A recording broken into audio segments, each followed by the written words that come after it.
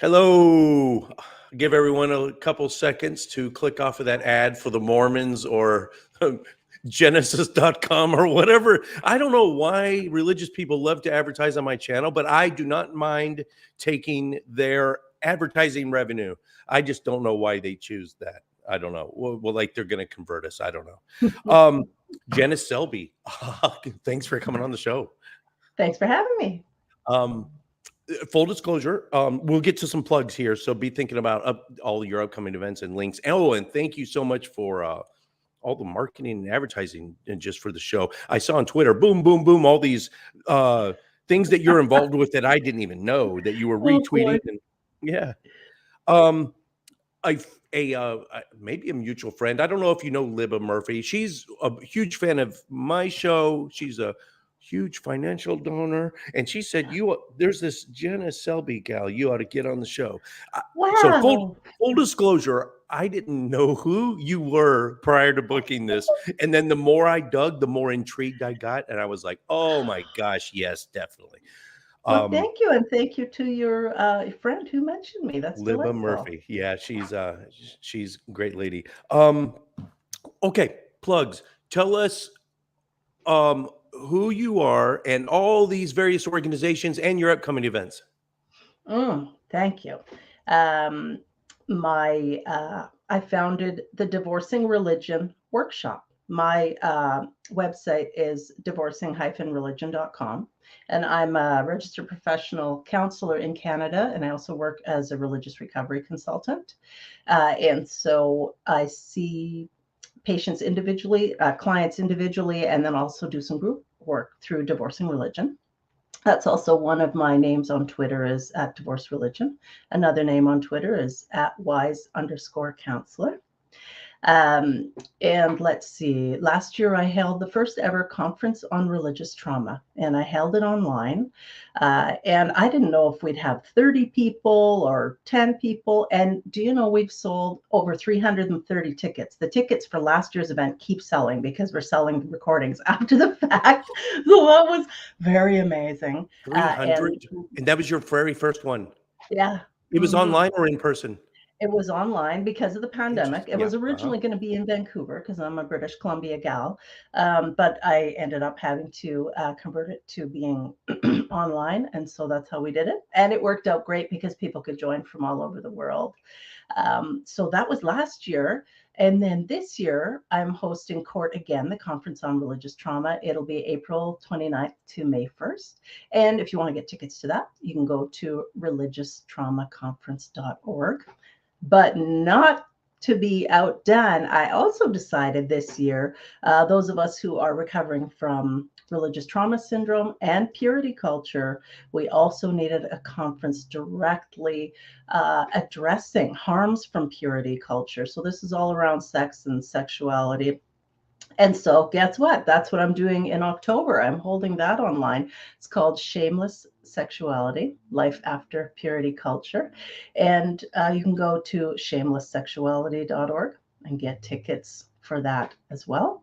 So I talked about those things. And then I have one more project that's near and dear to my heart, collaborating with some First Nations counseling colleagues in Canada.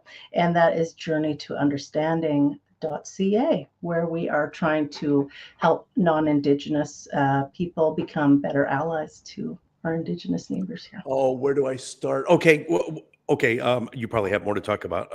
Let me think. On your screen now, this is Libba Murphy. So, hi, Libba. And Nice she's our super fan that told me all about you, and then oh my goodness. And then just prepping for the show, I've got 3 pages of questions to ask, but we're going to go on your timeline. Good morning. We're on a mutual Facebook page, and she read your story. And okay, awesome. Thank you so much, Libba. Sure, appreciate it. For everyone in the live chat, if you all, hey, Casey, Randy, good girl, just she just signed up as a channel member, so thank you. Nice. Well, thank you so much for coming on such a tiny little backwater part of the atheist sphere. And I thought, oh, and originally I was like, Janice Selbie, okay. Let's see. I'll see if she's been on any other tiny little YouTube channels. And then, little to my surprise, I see you've been on Shannon Q. You've been on Chris Shelton, the ex-Scientologist. He's such a wonderful guy. He is. Recovering from religion. Recovering Yeah, from I've been religion. on lots and lots. Unordained. You were on Yeah. Seth Andrews' show, The Thinking Atheist. Mm-hmm. Insanity. So I've been thank around. you so much. Yes. Yes. Before we went live, you were telling me just how many lives you've lived already in one lifetime. And I've been to or lived in 43 countries, and it's weird to meet somebody that's lived that much of a life as much as I have. So I think there's some chemistry there, because I always like to feed off of, like, what did you do to make, and some of it's not pretty. I was saying in my life too. And I'm sure there's a lot there, but we'll get into it. Okay, I've talked too much. Let's start with divorcing religion. Sure. Yeah. What do you Divorcing want to know? religion. So this is the first divorcing religion. Oh, you already had one. That's the one with 300 people. That was CORT, the Conference okay. on Religious Trauma. Oh, okay. Right. Yep. And the next one you said, just I think it's in the description section. Guys, if it's not, let me know. Or Janice, let me know, and I'll put it in there after the show's over. It's April 29th to May 1st. Yes, that will be the next CORT, next Conference on Religious Trauma. It'll be online again. And I hear from a lot of therapists who are interested in attending, because, of course, it's the religious trauma demographic, unfortunately, is huge, and just it seems to be growing exponentially as people are walking away from religion and questioning everything that they've been taught, especially if they're second gen like me, if they were born into it, and they never had the opportunity to develop their own personality or their own views outside of their parents' religion. And so it can really be quite a time of existential crisis when a person is divorcing religion, when they're walking away from the entire belief system that they've had, which is why I decided to go into this branch of therapy work, and also to start hosting these conferences. We need people talking about it. We need psychologists, counselors, coaches, and then people just run-of-the-mill folks like me also, who lived it and are now in recovery. Among the other shows, I want to put this up on the screen. You were on Godless Mom, Courtney Hurd. Yeah. And we're our show's been on hiatus for a few months, but I think we're going to be coming back hopefully in March. And that is a secular parenting podcast that we do together, just really encouraging folks to be raising their kids in a secular manner. And of course, I bring to that show the experience of having been very fundamentalist and raising my kids, in a nutty kind of flavor. You're a co-host with her, or a frequent guest? No, I'm a co-host. Oh, my goodness. And she lives real close. She's just across the lake. Oh, you're up in Western Canada, right? British Columbia? I'm in Kelowna, British Columbia, and she's in Summerland, and we're in the Okanagan Valley together. Well, I always think of Dallas-Fort Worth to Austin. We talked about it before the show, but it feels like it's kind of the mecca of the atheist community. But there are some other communities. There's that Myth Vision, that there's a huge community of a smaller community of Jesus mythicists in the Minnesota, Michigan area, and then there's British Columbia, and you're there. Courtney's there. Neil the 604 Atheist. I think Shannon Q's on the other side of Canada, but Paulogia is over there, right?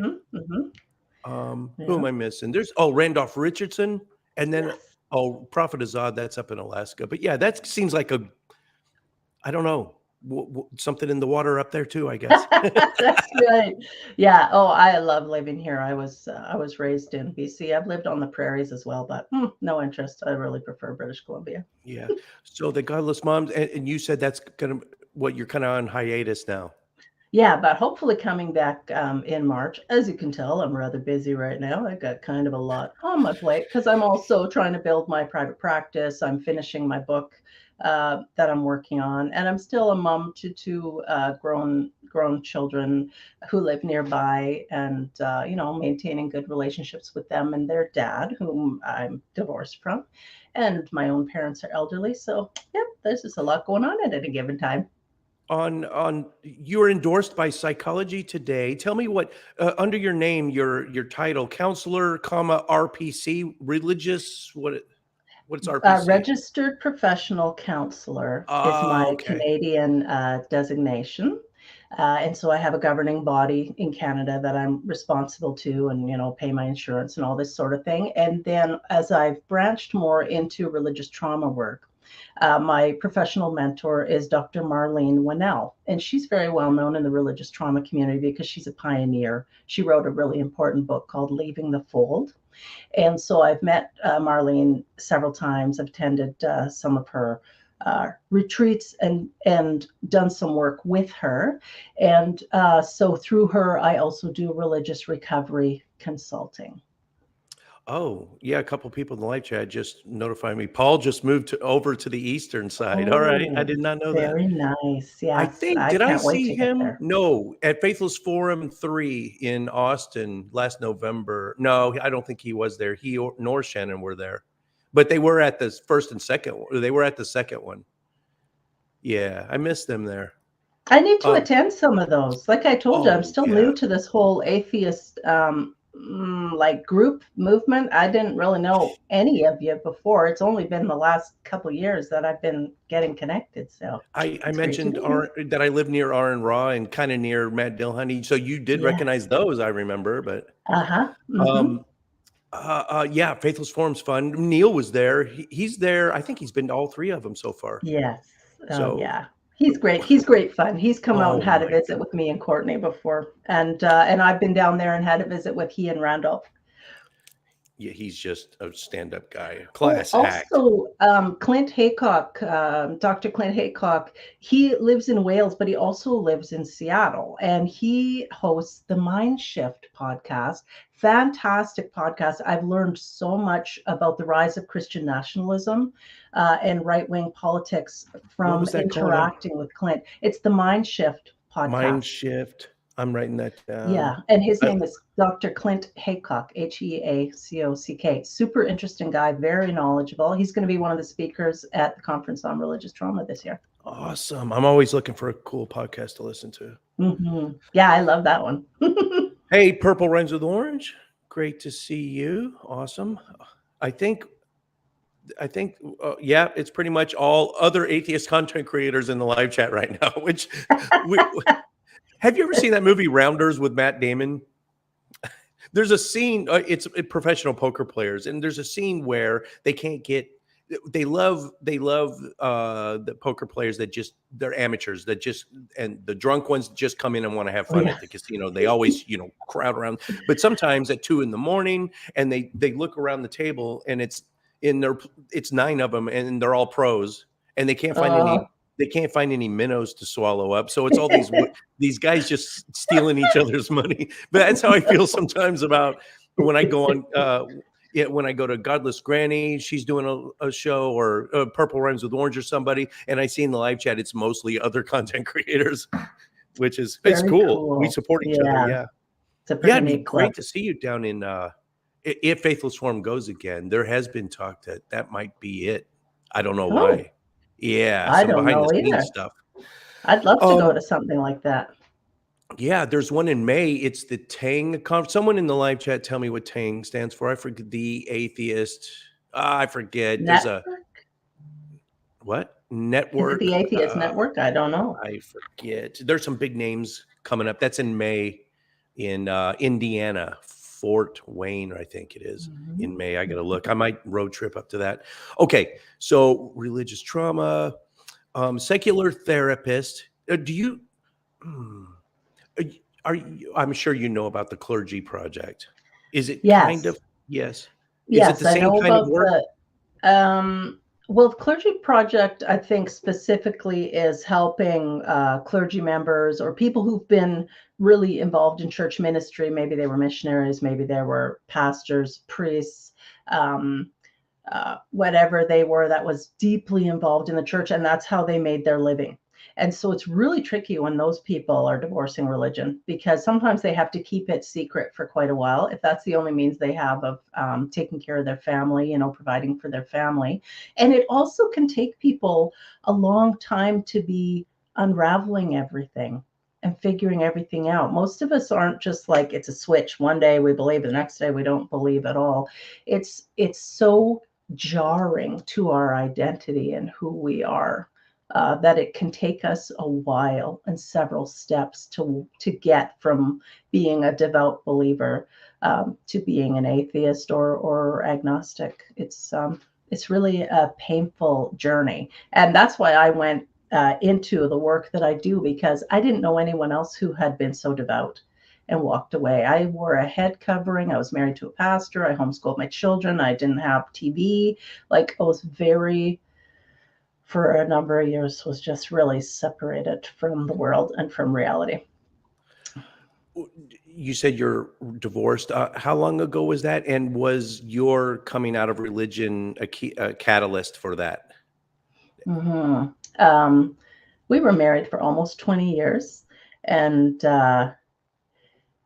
yeah, I think, how long have we been divorced now? I want to say 6 years, but I'm not sure. But we've maintained actually quite a very strong and beautiful friendship, which is really nice. And I know it's not the case for a lot of people, but he came to religion as a young adult, and I didn't. I was born into it. And so my roots were very, very deep. And it's not something that I ever questioned. And in fact, after we married and had children, I became much more fundamentalist. He always kind of had more of an even keel, but I got, you know, wrapped up in it deeper and deeper, farther down the rabbit hole, say. And then, yeah, as I started questioning those beliefs, because we'd had a few things go terribly wrong, a lot of family tragedies, and then our youngest daughter was diagnosed with a life-threatening illness, and that was a breaking point for me. That was when I said, how can there be a loving God who would afflict my innocent child with this disease? I must have bet on the wrong horse. Something's not right. And so then I allowed myself to start exploring some other religions, and that took a lot of courage for me. It was very hard because I did still believe in hell, and I was worried that if I made the wrong choice, I might inadvertently send my children to hell for eternity. And I took that very seriously. I know it sounds maybe funny for people who have never believed, but it was serious for me. Yeah, eventually I couldn't take it anymore. And I think he was also deconverting at the same time, but not at the same rate or the same pace as me. And for me, it was like my corset was so tight. It was like a beach ball being held under the water for all those years. And when the hands came off that beach ball and it just went flying up in the air, water splashing everywhere, very, very messy. And my deconversion was equally messy. And my kids had a front row seat to that gong show, unfortunately. But now none of us are believers, and all of us are great supporters of one another. I love that beach ball analogy. I've never heard that. I'm going to steal that too. We have some housekeeping in the live chat. First off, Libba just reminded me. So Metroplex Atheist it's not the largest atheist group organization in Texas, but it is the oldest, I think. I think it's even older than American Atheists. Correct me if I'm wrong, Libba. Yeah, it's been around forever. And I was a board member at one time, and pandemic hit. I was their secretary for 2 years. It's a great group. It's in Dallas-Fort Worth. If you guys can look it up, Metroplex Atheist. And so a couple summers ago, before the pandemic, we did a banner campaign. We printed up banners and we put them out every street corner up and down the main road in Fort Worth, Texas. And it was in No God We Trust. And it was in response to trying to get it was a initiative to try to get In God We Trust taken off of currency, and to get the old E Pluribus Unum out of Mini One back onto our, as our national motto. And it generated international, you can imagine. And it is a great program. And she's saying late summer, this coming summer, they're doing another banner project, Christian nationalism. So I hope that Mm, gets the same kind of traction. yeah. Jason, this is Jason Ellis. It says Ralph Ellis in here. A friend of mine, Jason Ellis. He's Army, not Marine Corps, but I don't hold that against him. So here's a question from him. She sounds like she was steeped in fundamentalism. How did the divorce reflect on her ex-husband in the church? You, Yeah, great yeah. question. He was no longer a minister by that point. He had left ministry uh, and returned to his former profession. So I think that made things somewhat easier. But it was definitely hard in the sense that I lost my community. So, and Oh, that's a. I think it might be an inside joke. Marines we're not the most intelligent human beings on the planet usually, and so we're always accused of, like atheists are accused of eating babies. I don't know where that came from, but Marines are accused of eating crayons. So that's his little okay. oh So let's dear. see. I want to discuss. Okay, so your divorce happened, and you were still a firm believer, and No, you came. by Oh, the time the divorce happened, I was agnostic. Hmm. okay. Yeah, I was definitely stepping away. I wasn't certainly as public as I am now, but I was definitely stepping away. And I had moved more into the New Age community, which a lot of former fundamentalist Christians do, because it feels like a more expansive spirituality, and you can still believe in some kind of something out there. And also, many of us were forbidden from studying anything about meditation or anything, whatever, remotely new age. And so it's fun to dabble in that. And I really enjoyed that. And then eventually I realized, oh, there's dogma in that community too. And I just didn't need it. I didn't need anything. I could actually be just fine without believing in any supernatural mumbo jumbo. Your ex-husband, you guys got along great after the divorce and up till now. You deconverted first, and I'm sure he was still an active pastor. Was there a lot of Mm-mm. there was No, no friction? Oh, when I was deconverting, he had already left the ministry. He wasn't a pastor anymore. He'd gone back to his former career.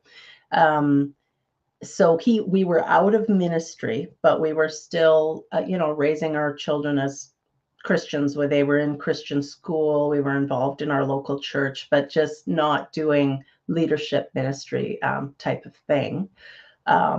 So it was easier in that sense. It wasn't like a big public thing where a pastor's wife is suddenly a heathen and they're getting a divorce and all this stuff. We were out of the kind of the fishbowl or the limelight at that point, which is good. And actually, I will say we get along much better divorced than we did married, because there's no pressure on us anymore. We're just friends, just supporting each other as friends rather than having demands and expectations on one another, which come with marriage. So, yeah, for us, it worked out for the best. that's I've got another. Oh, Jason's got another question. So as far as your friends, did you lose a lot of them when you deconverted? And Yeah. sorry, and it just seems to be a good reflection of how negative religion can be. Were you like Mhm. cut off from uh, Of the response that, you lost that social community, that feeling of yeah. community that you had, right? Oh, And the yeah. friends too, yeah. Yeah.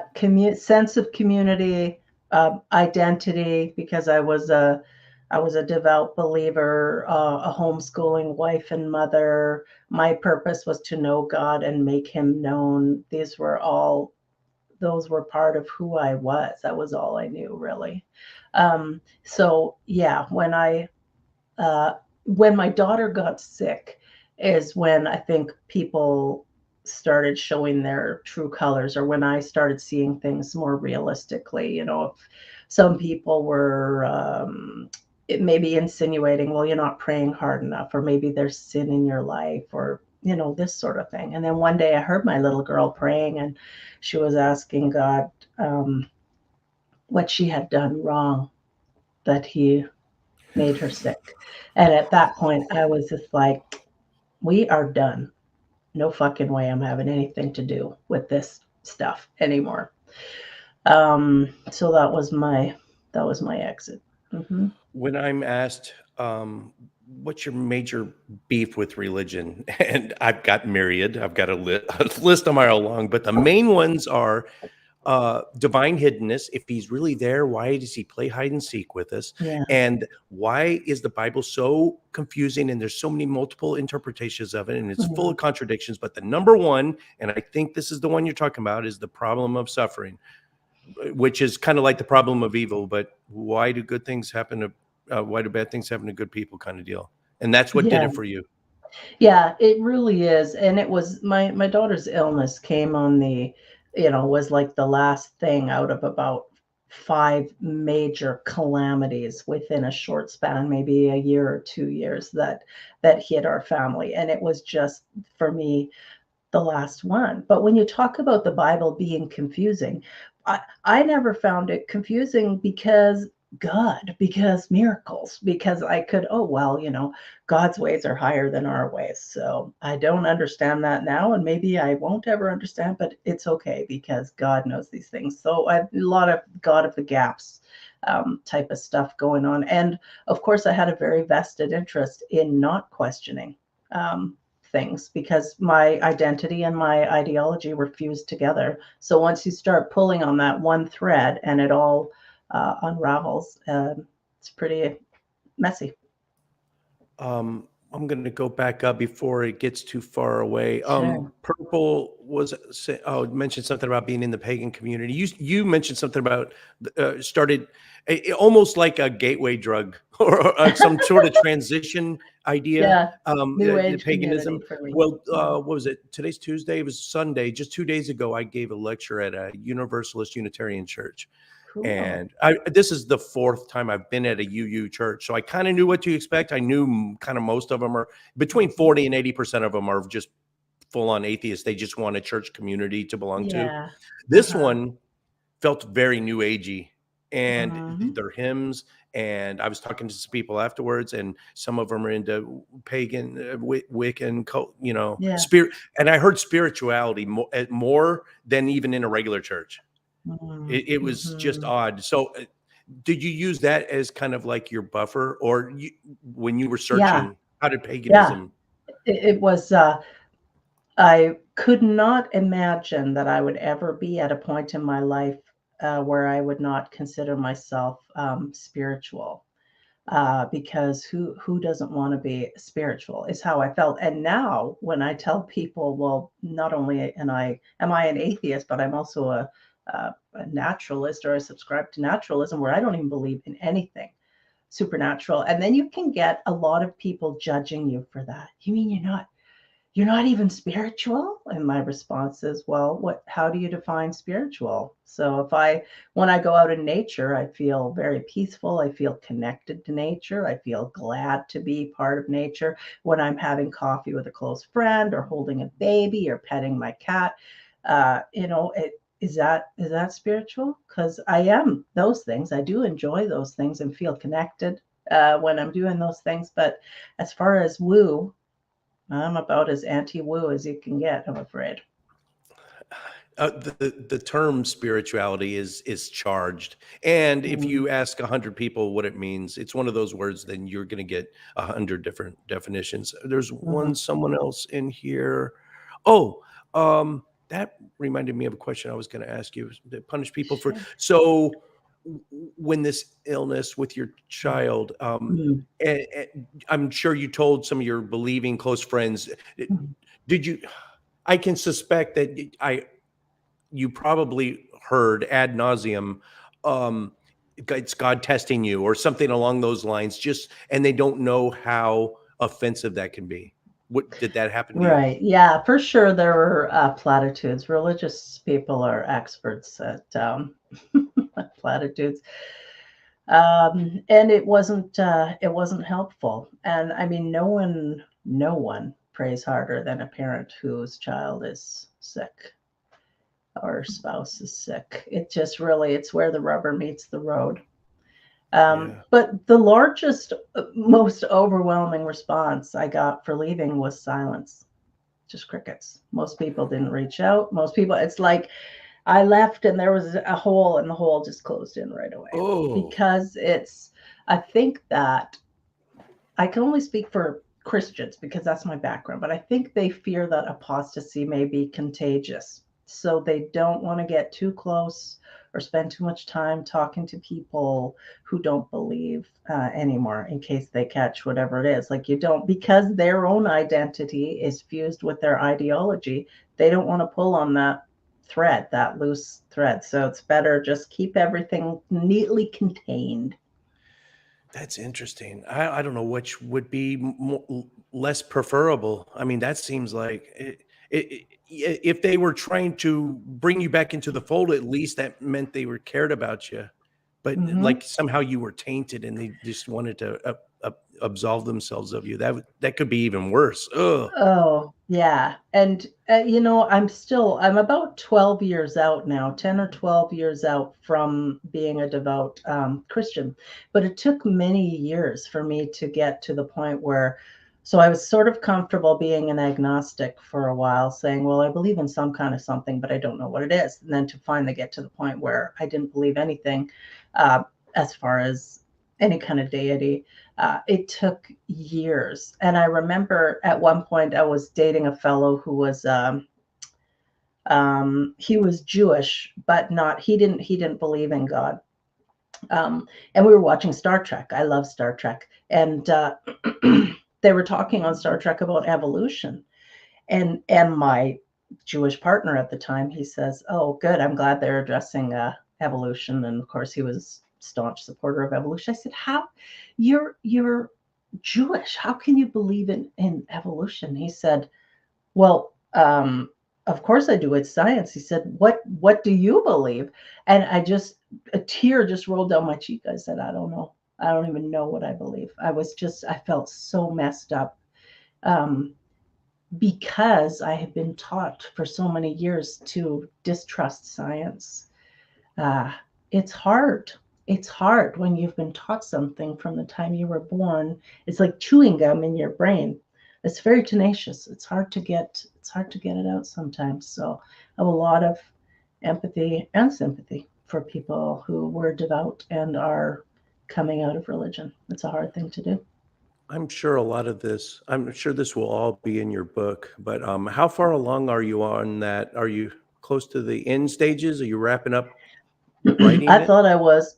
I thought I was just about done because, of course, I had wanted to have it available by the time the conference on religious trauma comes, because wouldn't that be a great time to try and sell my book? But I just keep remembering so many things and having so many insights, connecting more and more dots myself. So let's say I'm in the last quarter of the of the book, and then I have to edit it, and then of course find a publisher. So Don't self-edit. I did that on my first book and it was a I know. disaster. And I'm too No, I'll be lazy. sending it out.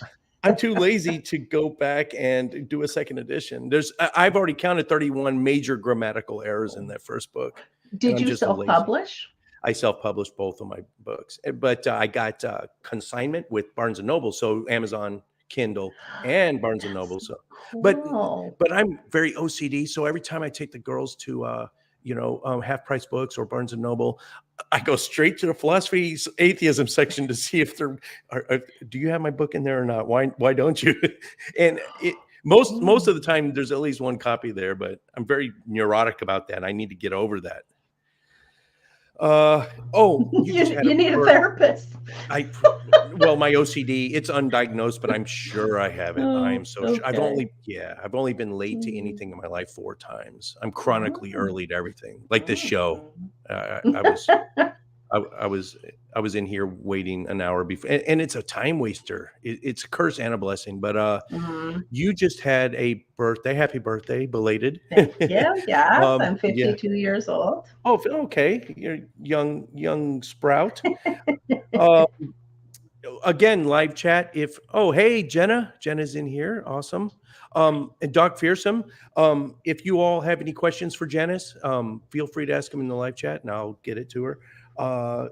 So let's move to, what do you want to talk about next? First Nation activist work, or you were a Sure. singer in a rock band?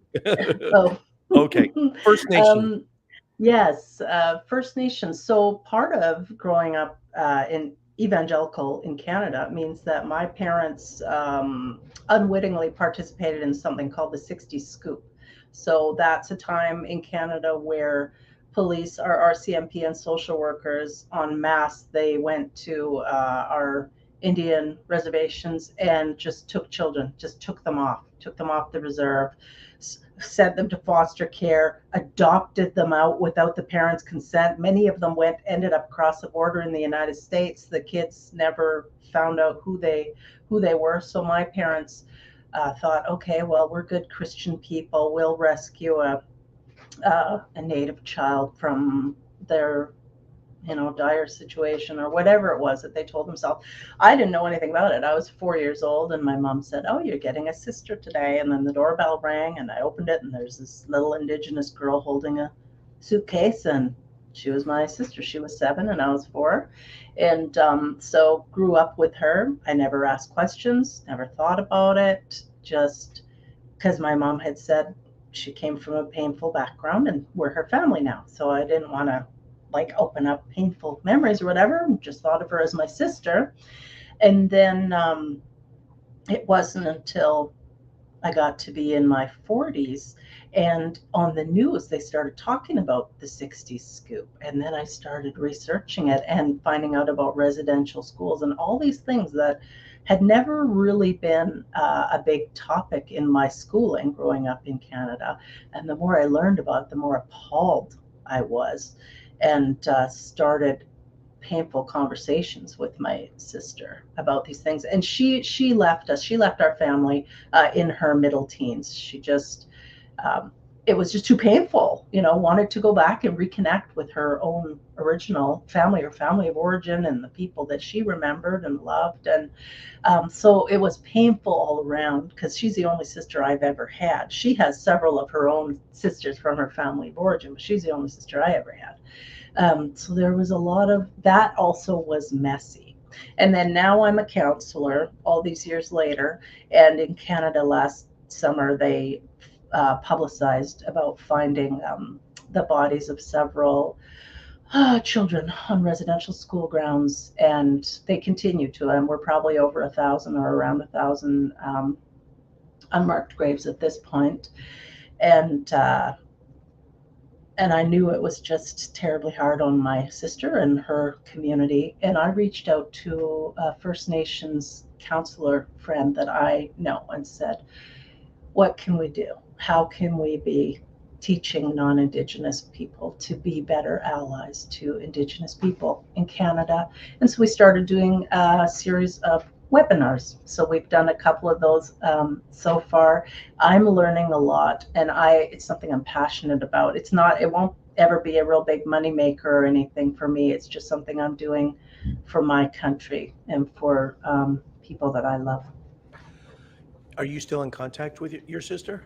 Mm-hmm. Yeah, okay. She lives at the coast, and I saw her just in August, I think. My partner and I were traveling back from Vancouver Island. She said, "Hey, come on, let's have a visit," and it was delightful. I hadn't seen her for a few years, although we connect on Facebook. So it was a real treat, and got some pictures with her, and my nephew was there, and it was just a joy. So if people want to find out more about that, they can go to journeytounderstanding.ca. And that's the website related to my First Nations work. I'm going to write that down. Give that to me. Sure. I'll put that in the description section afterwards. Okay. I'm reading Sure. I just pulled it up right now. Search has reportedly, this is July 1st, last year, 182 human remains, unmarked graves at a site near a former Catholic church. This is different. There was a huge massacre. It was Duplace. I don't know if you're aware. It was a Catholic massacre of orphans. I don't think they were Indigenous peoples. And it was in the tens of thousands that they found. This was in the 50s or 60s. It might have been earlier. Was that in the United States? It was in Canada. the Duplice, Dupleis, I think. Duplice. Mm, It was a family okay. that. Wow. That's what I thought you were talking about, but this is. No, this is a Ooh. residential. So the children were forcibly removed. First Nations parents, Métis parents, Inuit parents, they would go to jail if they didn't hand their children over to the authorities. And this started in the 1800s. And so those children were all forced into largely Catholic residential schools. So there was just heinous abuse. The children were starved, tortured, beaten, some were murdered. Many died of diseases of tuberculosis because they were just crammed in there. And this went on for decades and decades. The last residential school in Canada closed, I think, in the 1980s or 1990s. So that is far too long. Those schools should never have been what they were. And they were all religious and government, tied together. Purple said, yeah.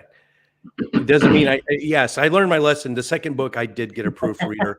And Purple, about the second book because we turned that book into an 89 episode series that you were collaborated on with me. So How cool. yeah, we had 46, I had 4. I think it's, correct me if I'm wrong, someone in the live chat, but I don't think an atheist content creator has ever done a collaboration of that magnitude. We had 4, including myself, 47 collaborators and 89 episodes just to make that book into a video series. That is amazing. Yeah. There was a question in here too, please. Oh, this is a great question. Cowboy 1000, when you were deconverting, who were you reading? Did any books help you along the way? I wasn't reading books that were critical of Christianity. In fact, I didn't even know that such books existed. All I knew was there was this one famous guy. Oh, what's his name? Dawkins, Richard Dawkins, I think his name is. Yeah, and so I didn't know about his book, but I knew about his name because, of course, we had prayed for him for his salvation many, many times. It didn't work, by the way. But so I didn't really know about books that were critical of it. But the tactic I took was to start exploring other religions instead. And then when I was in the New Age community, I read a lot of books by this lady called Louise Hay.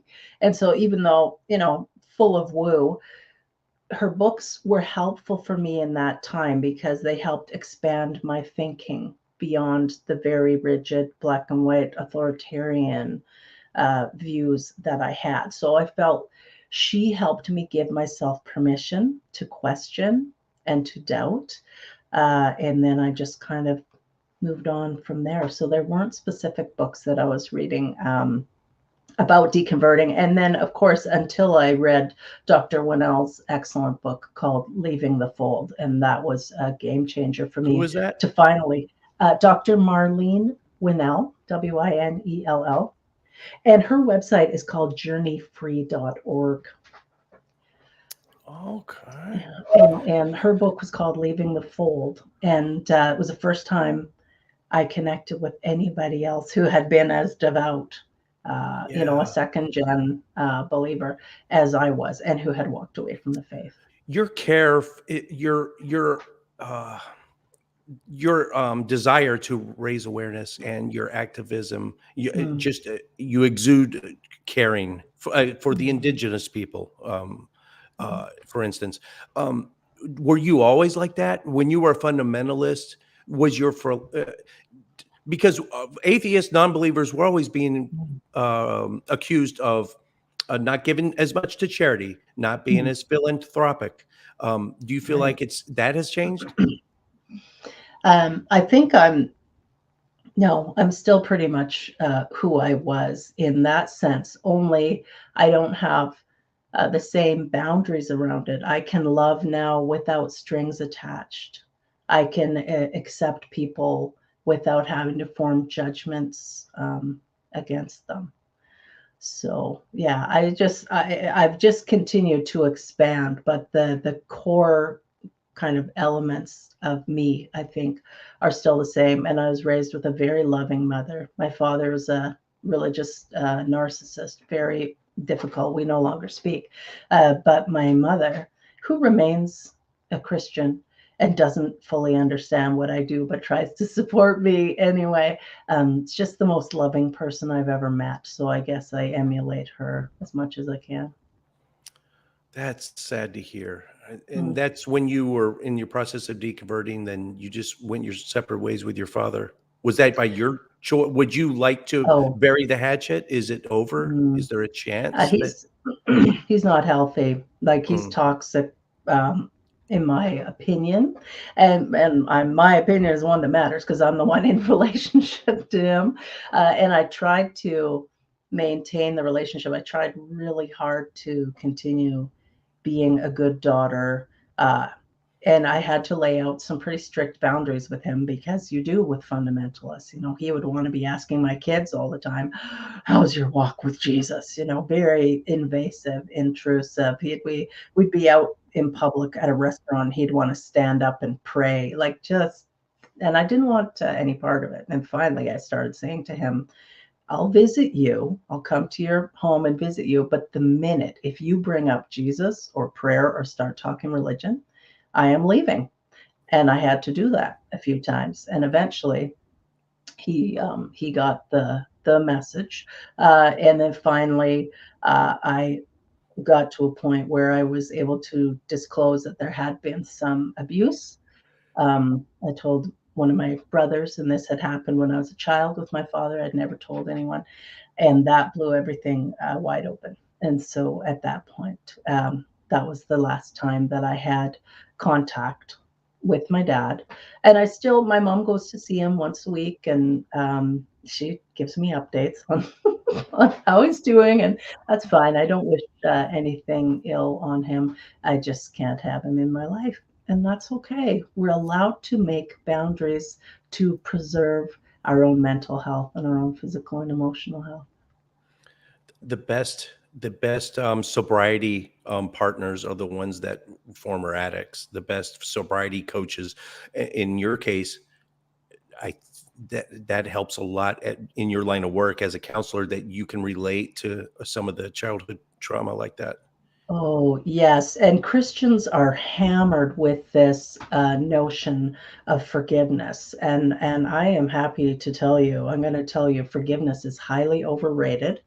We do not have to forgive people. What is imperative for our growth and forward momentum is acceptance of what has happened. This terrible thing happened to me. And so then I'm going to move forward with my life. And I choose to move forward without that person in my life. And that's fine. I'm not bitter about it. I'm not hung up on these things. But I get to decide your wound, your choice, your power. You do not have to forgive someone who is unhealthy and who has hurt you repeatedly. We share a toxic fathers. Mm, I have the same situation in my family, but mm. I'm not ready to give up on him. He's a Trump Christian. Oh In boy. Oh fact, boy.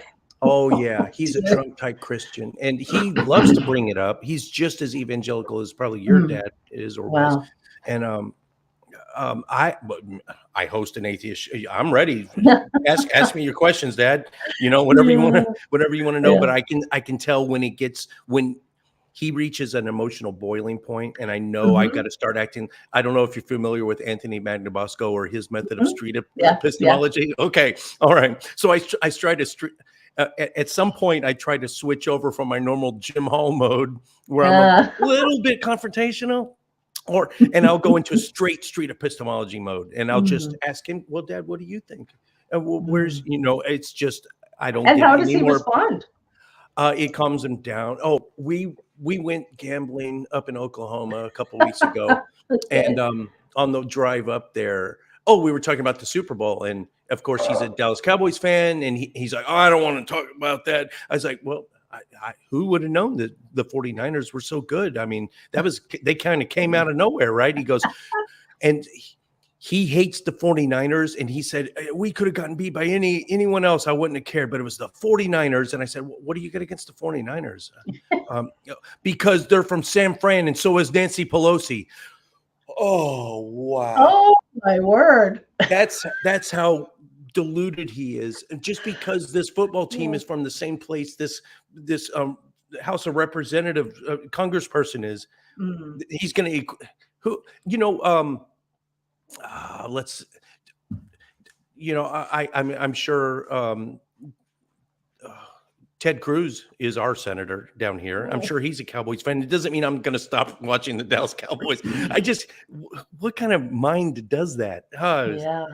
Yeah, it really speaks to, again, that identity and ideology fusing together. It's been fascinating the past couple of years, and painful, watching, the QAnon group rise, like watching a religion essentially form before our very eyes in real time, and just seeing, part of it is, as soon as you believe in anything supernatural, then you're vulnerable to any kind of charlatan, because anybody can say, God told me this, I'm a prophet, this sort of thing. And you have to believe it because it could be true. You just never know. So if you're going to believe things without any kind of evidence, you're going to get yourself into trouble. Janice, answer me this. If you were still a hardcore Bible thumping Christian, someone like Mike Pence, who we know, I mean, he say what you will about him, the guy is a believer. He's dyed in the wool believer. He tries to walk that faith, that lifestyle. Why are they so against him and so for the guy that is so obviously, it's so ironic that they're for the guy that so obviously doesn't care about anything but himself, including religion or spirituality? I think I know part of what's at play there. So Christianity is very much fear-based, as most religions are. If we step out of line, we're going to hell. And when the world is in such a state of flux, we have so many uncertainties, there's so many changes going on. People want someone who appears as a strong man, someone who could say, I'll take care of you. You don't have to fear. Unfortunately, that's how it goes with narcissists and dictators, and they're often the same. They're the ones that will say, yeah, just follow me, just do what I want and what I say, and I guarantee your safety. And if you're in a place of fear, you're going to run towards that. Whereas Mike Pence, and like you say, I think he is a true believer, trying to walk out his faith and live his faith. But he also seems kind of milquetoast. He's just not as exciting and brash and blustery as Trump is. That's what I think is going on there. It's a lot of fear. I try to put myself in the position of a believing Christian. It seems like Pence would be the ultimate, or even like, depending on how just far gone you are. Ted Cruz, who I mentioned earlier, and his dad, Raphael, they're not just fundamentalist Christians, they're dominionists. And there's oh my gosh, that's a whole level. That's 9 levels deeper of crazy. Yeah. What was I gonna, so we talked about divorcing religion and the conference on religious trauma, shameless sexuality. And this is, yes. So that's not on hiatus. You're doing this right now. There's an upcoming something, the purity culture. Yes. That shameless sexuality, life after purity culture. This conference will take place online in October 14th to 16th. But you can get a deal if you buy all access pass to CORT and Shameless Sexuality. You're going to get a deal on your tickets if you buy them together. And also, I don't want to forget, we have a podcast. We have a discount for your viewers and your listeners if any of them are interested. So you'll want to put that in the notes as well.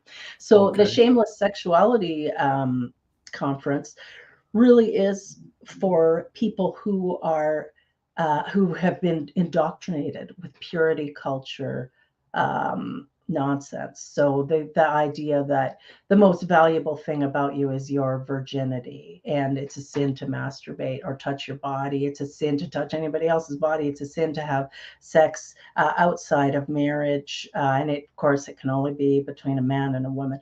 All these things, just rules and regulations and things that can get in the way of healthy sexuality and enjoying sex and enjoying autonomy, bodily autonomy, and just straight autonomy, getting to make our own choices. So I have got sexperts, okay, people who are absolute experts in the field of sexuality, very well respected, and psychologists and coaches, and then also folks like me who've come out of quite fundamentalist backgrounds, including a fellow who grew up Amish, who are now embracing a poly lifestyle, or have, they grew up their whole life living as a heterosexual person.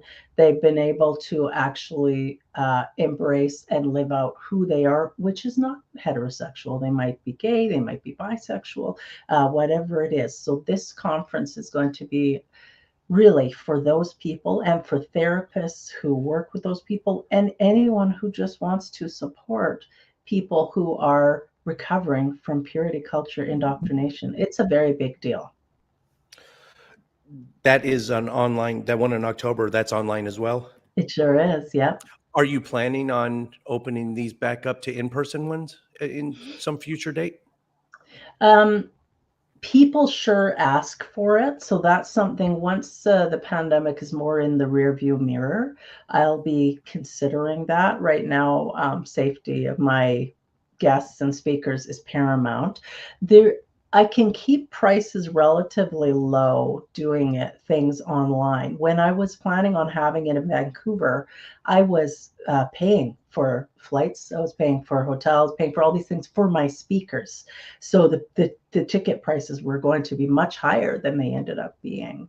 Mm-hmm. So we'll see. I might end up doing a hybrid event somewhere down the road. I will always record them so that people can purchase recordings, because not everybody can attend. There's different time zones. If I hold it in person, someone's less likely to fly over from Holland or Malaysia. You wouldn't believe people are coming to the Conference on Religious Trauma website from all over the world. I had someone check it out from China the other day. China, Pakistan, India, Malaysia, all over Europe, the United Kingdom, all over every state in the United States. So there's a real interest and a real need for this work. That's incredible. That is truly incredible. I like that. The shameless sexuality, it reminded me of a very, very popular short video that all Christians will, if you start talking about this, they'll, watch this video. And it's a young couple. I haven't watched it in so long, but it has, the analogy is there's dirty sneakers, dirty shoes, yeah. Right? You know this one? And well, it's a same, or there's a chewing gum that's been chewed, or a rose that's been crumpled, all these things that you're like, virginity is something that once you give it, it's gone, and it's sacred. And then who's going to want to wear these old shoes if they've been worn and play basketball in for so long? Wouldn't you want some nice shoes? It's just sickening. It's the cult of hymen worship, really, is what it is. And I don't approve of it. I don't endorse it. I raised my daughters that way. I was very purity culture oriented with them. And so they were in their teens, their middle teens, when I was deconverting. And I mean, I went from being the most rule oriented mom you can imagine to suddenly mom's getting tattoos, mom's growing dreadlocks, there's weed in mom's coat. Like, it just was very shocking. It was a gong show, my poor kids. So part of this is me trying to undo some of the damage that I did. My children, when they were in middle school and high school, they got the sex ed talk. And back when I was in grade school, the sex ed talk it was actually better back then. I mean, it was a day long thing, and it was in the auditorium. and I don't think it was faith-based. It might have been, but so I'm probing my daughters after they come back from their sex ed now in well, at least in Texas, it's not a day long, it's like an hour long, maybe two. Yeah. And Yeah. they contract out a group, and this group handles all of Texas. They farm it out, and I traced the group's name is something real, there's no religious connotations, but I traced it down to a church run. Yes. It is totally church run. It's like an hour long talk, and it's abstinence only. They don't talk about condoms. They don't talk about anything. And it's basically just say no. So that's not sex education. There's no education involved there. It's totally, yeah. They don't say abstinence only, but that's exactly what it is. I'm happy to say now that I do have very close relationship with both of my daughters. There's nothing that we can't discuss, and they do approach me with questions and things that other parents might find challenging or uncomfortable, but we'll talk about it, including sex. So Canada is still part of the Commonwealth. It's under the Queen technically. So she's having her 70th year jubilee. That's right. Queen. There is a state religion in Canada then, technically, yes. Catholicism or the Church of England is no, it's not. No, Canada's not even. Okay. No. So is there a nationwide sex ed program, or is it done by province? Or I think it would probably be done a school district by school district. Okay. And also our kids have to attend, if they're in public school, a part of their curriculum is they have to go to a mosque and a synagogue and a church and all these things. They go there to check it out and see what it's all about. And that's actually kind of cool. I like that. I'm sure the sex ed program here, I mean, they might say, well, abstinence is one choice people make, but they're also probably going to be showing them how to put a condom on a banana and whatever else. I hope. It's been obviously a long time since I've been in public school or had my kids in school. Because I'm not going to put that on the screen, but that is damn funny. Do you see it, Janice? Cheeky, oh my cheeky, gosh! Cheeky. Yeah. My co-host, who she does, Courtney Stewart. She's so busy right now. That's why you don't see her on the show so much right now. But she's working on her master's in psychology. She just got married. A lot of things going on in her life. But she's a counselor now. I think it's all children. I'm not exactly sure, but once she gets that master's degree, she's going to switch to sex therapy. So, how wonderful! And the cool thing, I forgot to tell you this, Janice. We did I helped produce it, but Courtney ran it, and she had a bunch of other female atheist YouTubers to come on, and it was called Faithless Females. I think was the first name. Women of Deconversion. And if you look on my channel, if you look on Atheist Edge, there's a separate playlist, and there's probably a dozen Women of Deconversion episodes. And so cool. What a great idea. Yes, I love it. I love the idea of empowering women and supporting female entrepreneurs and just giving them a boost up, because I know when I was a fundamentalist, I thought women belonged in the home. That was my place. That was my calling. And there's nothing wrong with being a homemaker and being a stay-at-home mom and enjoying your, kids or whatever, if you can afford it. Not everybody can. But I don't like the idea of having rules there and saying, that's it. I can go that far and no farther. I am not into that at all. I'm going to keep going as far as I want to go. Yeah. Anything more on shameless sexuality? I want to move on to another topic here in a minute. I want people to visit that website, shamelesssexuality.org. Ox. All right. Okay. So those of you in the live chat, if you have any questions for Janet, we got probably about 15, 20 minutes left. So now's your chance to ask a question. I'll get it to her. Let's move to... Okay, when I was researching you, I didn't know this, but before we went live, you mentioned you were a singer in a rock band. This had to have been a singer in a rock band. This had to have been after you already left the church, or no?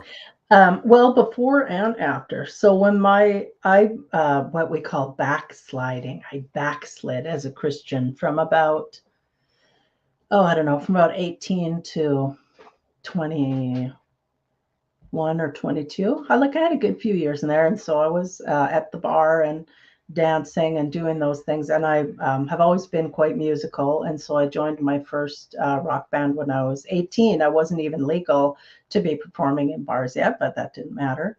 And then, of course, after when I had my come back to Jesus moment when I was 22 or 23, then I turned my back on anything secular at all, no worldly music. But it was easy to move up the ranks in every church I was ever a part of, so that I'd be leading the worship and that sort of thing. And then when I left religion again, my then husband and I, we started our own rock band and started, performing in just local pubs and parties and stuff like that. So I've been in several bands through the years. I still like to sing, but I'm not in a band right now. Oh, really? Oh, did the pandemic affect that at all, or?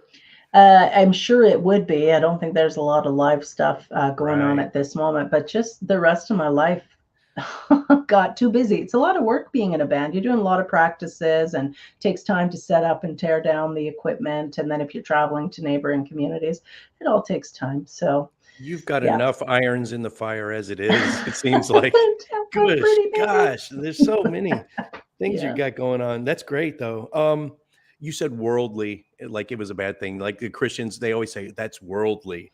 And I Mhm. know the connotation, but I've always like worldly or globalist. I should get a t-shirt that says globalist. Well, if I wore it around here, I get my ass kicked. But there's nothing wrong with those words. In fact, that's a that's a feature, not a bug, in my opinion.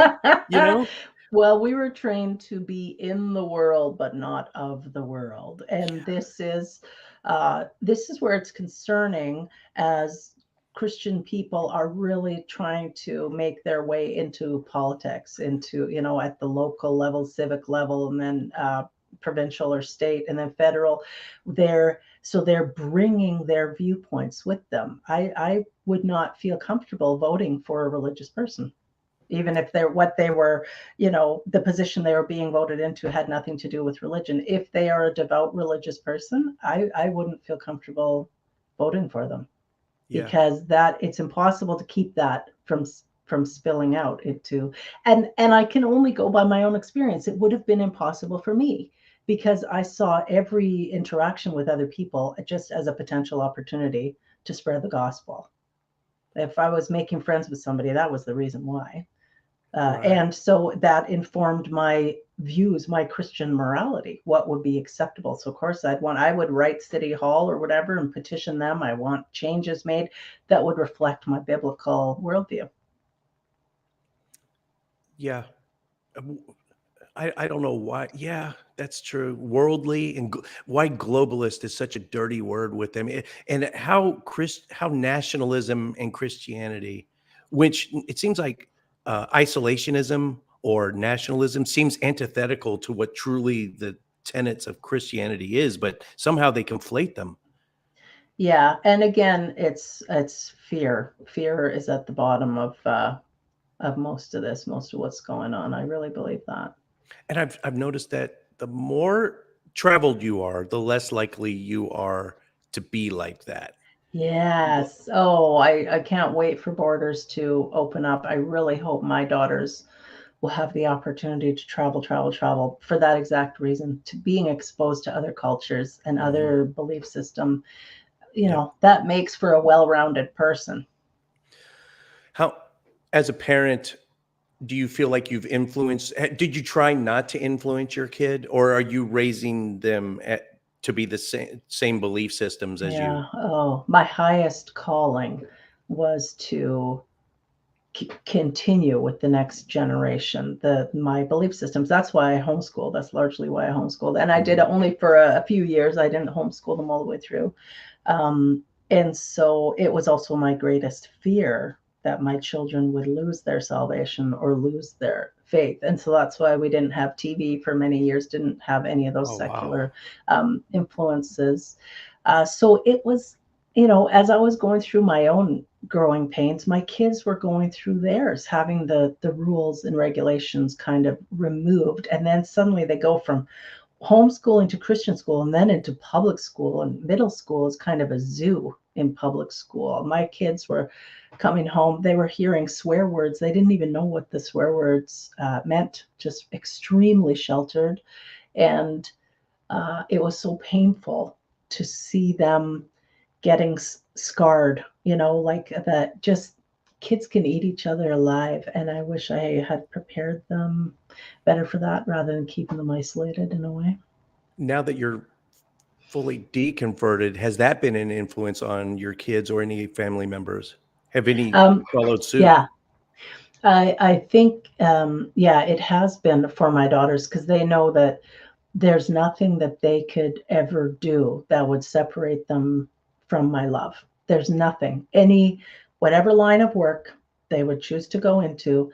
I want them to be happy and to be healthy. I want them to be making their own decisions, and I want to support them as their mom. That is a very different line of thinking than how I had raised them. And both my brothers are atheists, so they were my older brothers, they were thrilled when I came to my senses. They were you so long. Oh my gosh. So they were way prior to you. Mm-hmm. Yeah. Okay. My siblings all deconverted in their teens, at the very least late teens, early 20s. But I was the youngest. And so I saw the impact that had on my parents when my siblings rejected their religion. And I vowed that I just would not do that. I wouldn't do that to my parents. And so just kind of dug in deeper. Wow. Okay, guys, last chance. If you have any questions for Janice, we are going to let me just get my upcoming stuff out of the way, and then we'll go to your final thoughts. So yeah, 2 days ago I had that I did that lecture on the combating misinformation at the Universalist Unitarian Church, and there were some technical issues, i.e. they didn't have Wi-Fi, so I had to use my phone to do my slideshow. Oh dear. Which means the only thing I got on camera was the Q&A at the end. So that 15 minutes I will put up. I'm going to start editing it right after this. So that'll be up. Be looking for that. On the 16th, I've got Penny Reagan. She runs she just started a YouTube channel called Holistic Liberty. Interesting gal. It's going to be a fun show. She's atheist, but she's still got, like we were talking about earlier, she's got a little, I don't know, there might be a little woo-woo there. She uses pagan and spirituality a lot. I want to get to the bottom of that. So that's on the 16th.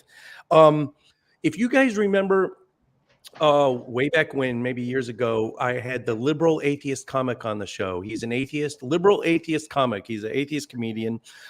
Carl Merritt is his name. Well, he moved away. He moved to the Dallas-Fort Worth area, and we've been in contact, but he's coming back to Dallas because not only is he a comedian, he's also an actor, and he got the leading role. Now, remember, he's a liberal atheist comic, and I don't want to out him. I don't think he just got the lead role in a play, and I don't think the producer or anyone knows his background, but he is starring as Ross Perot. Yeah. I saw it's like a quick, like a 1 minute video of his transformation, how they made him up, the makeup, it was like fast, fun. Yeah, all sped up. So they made him look like Ross, and he's been learning his lines. So I think that starts maybe next weekend, but I'm going to go on the 19th to see it. That's in Dallas. It's just called Perot ! And it's a tribute to the life of Ross Perot. And I'm just going to support him. I could not care less about seeing the play. I just want to see him. But if anyone's interested in that, that's funny. And that's all I've got now. Janice Selbie, final thoughts about what we talked about, or any saved rounds, anything we didn't get to.